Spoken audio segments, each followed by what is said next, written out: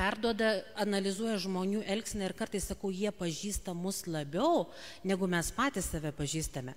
Ir jeigu pastebėjote, prie kasų būna tokie maži spalvoti saldainiai apvalios formos. Parduoti.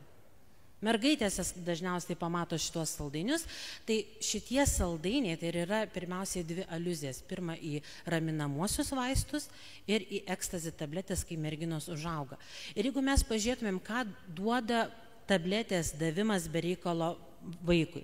Tai pirmiausia, kad jis 2 kartus užaugina riziką, kai jis vartos alkoholį suaugęs, 5 kartus, kad jis pradės rūkyti ir 15 kartų, kad pradės vartoti ekstazį, pasilinksminimo narkotiką.